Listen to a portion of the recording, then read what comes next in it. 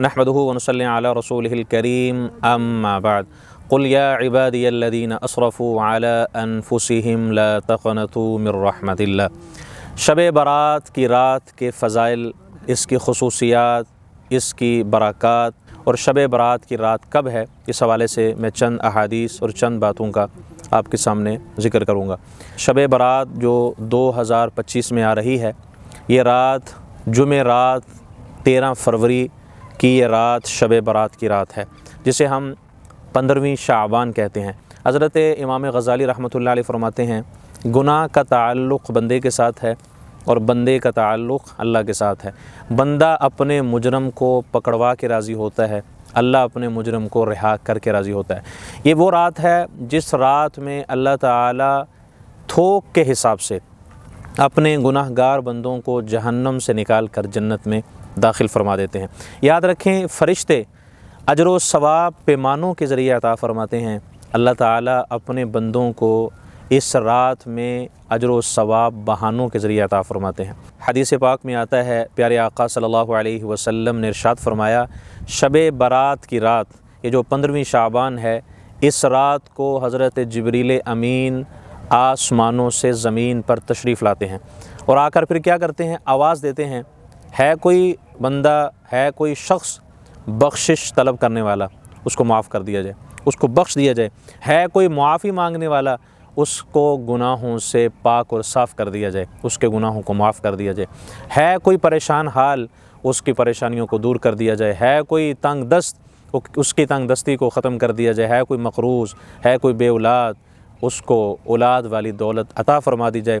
تو حضرت جبریل امین یہ ساری رات آواز لگاتے ہیں۔ پیارے آقا صلی اللہ علیہ وسلم نے فرمایا، حضرت جبریل امین یہ صدا ساری رات بلند کرتے رہتے ہیں، حتیٰ کہ فجر کی اذان تک یہ صدا حضرت جبریل امین لگاتے رہتے ہیں، یہ اعلان کرتے رہتے ہیں۔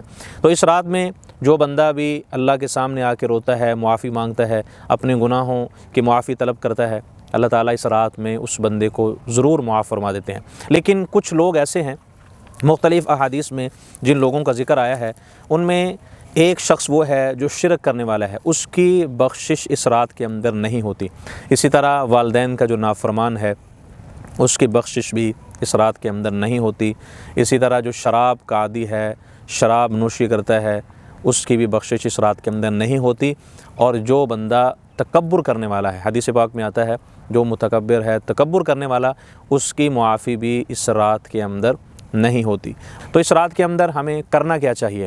ام المؤمنین سیدہ عائشہ صدیقہ رضی اللہ تعالیٰ عنہ فرماتی ہیں، میں نے شب برات کی رات یعنی شعبان کی 15ویں رات اپنے شوہر کو دیکھا، اپنے جوہر کو دیکھا، اپنے گوہر کو دیکھا، آپ نے اتنا لمبا سجدہ کیا، میں نے سمجھا شاید اللہ کے محبوب صلی اللہ علیہ وسلم کہیں دنیا سے پردہ تو نہیں فرما گئے۔ تو اماں جی فرماتی ہیں، میں نے آپ کے پاؤں کو ہاتھ لگایا، ہاتھ لگا کر دیکھا کہیں آپ دنیا سے رخصت تو نہیں ہو گئے، تو آپ کی زبان سے نکل رہا تھا سبحان ربی الاعلیٰ، عائشہ میں تو اس رب کا شکر ادا کر رہا ہوں جس نے ایک یتیم کو امام الانبیاء بنا دیا۔ تو اللہ کے محبوب صلی اللہ علیہ وسلم اس رات اتنا لمبا سجدہ کرتے، عبادت میں مشغول ہوتے، نوافل کا اہتمام کرتے اور خاص طور پر قرآن کریم کی تلاوت کیا کرتے تھے۔ تو ہمیں بھی یہی معمولات کو اپنانا چاہیے جو اللہ کے محبوب صلی اللہ علیہ وسلم نے کیے ہیں۔ ہم اس رات میں اپنے گناہوں کی معافی مانگیں، اور اس رات اللہ تعالیٰ پہلے آسمان پر جلوہ افروز ہوتے ہیں، اور اس رات اللہ کی رحمت کی بارش ہوتی ہے۔ اس رات میں اللہ کی رحمتوں کا نزول ہوتا ہے۔ اللہ تعالیٰ کی رحمت کا ایک قطرہ ہی سارے جہان کے لیے کافی ہے۔ اگر اللہ کی ایک رحمت والی نظر آزر کے بت خانے پہ پڑ جائے تو توحید کی شمع روشن کرنے والا خلیل اللہ پیدا ہو جاتا ہے۔ اللہ تعالیٰ کی ایک رحمت والی نظر اگر کنویں کے قیدی پہ پڑ جائے، مصر کا بادشاہ بن جاتا ہے۔ پہاڑوں والے شہر پہ پڑ جائے، زمزم کے چشمے جاری ہو جاتے ہیں۔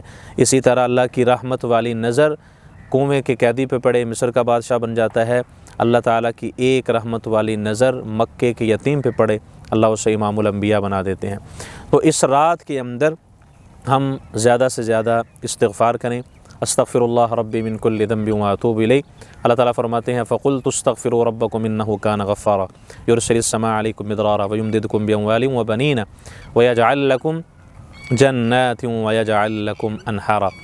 جو بندہ استغفار کثرت سے کرتا ہے اللہ تعالیٰ فرماتے ہیں میں اسے اولاد والی نعمت سے نوازتا ہوں، اس کے تمام کاموں کو میں بن مانگے ہی پورا کر دیتا ہوں، اس کی تمام حاجات کو، ضروریات کو پورا فرما دیتا ہوں۔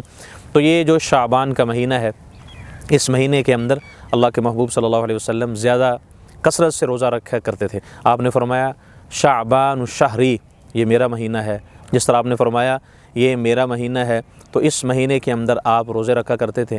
حضرت اسامہ بن زید رضی اللہ تعالیٰ عنہ فرماتے ہیں میں نے آپ سے پوچھا یا رسول اللہ صلی اللہ علیہ وسلم آپ اس مہینے میں سب سے زیادہ روزے رکھتے ہیں، اس کی کیا وجہ ہے؟ تو آپ نے فرمایا اسامہ بن زید سن لو، یہ وہ مہینہ ہے جو رجب اور رمضان کے درمیان آتا ہے۔ اس مہینے میں لوگ زیادہ غفلت کرتے ہیں، اس مہینے میں اعمال اللہ کے حضور پیش کیے جاتے ہیں۔ میں یہ چاہتا ہوں میرے اعمال، میرا عمل جب اللہ کے سامنے پیش کیا جائے تو میں نے اس وقت روزہ رکھا ہو۔ پھر آپ نے فرمایا جو میرا امتی اس مہینے میں ایک روزہ رکھ لیتا ہے، کل قیامت کے دن وہ میرے ساتھ ایسے کھڑا ہوگا جیسے یہ دو انگلیاں آپس میں ملائی جائیں، درمیان میں فاصلہ ختم ہو جاتا ہے۔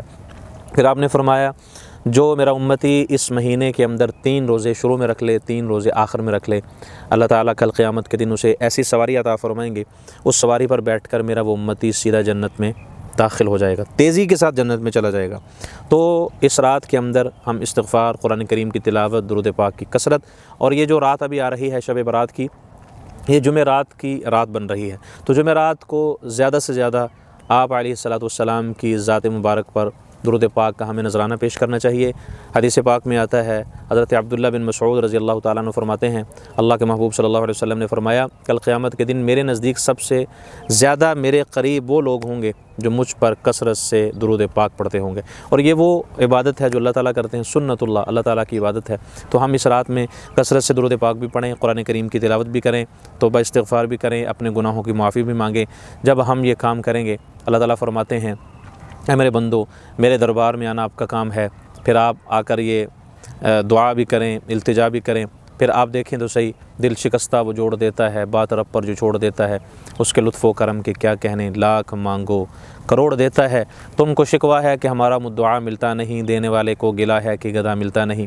بے نیازی دیکھ کر بندے کی کہتا ہے کریم، دینے والا دے کسے دستے دعا ملتا نہیں۔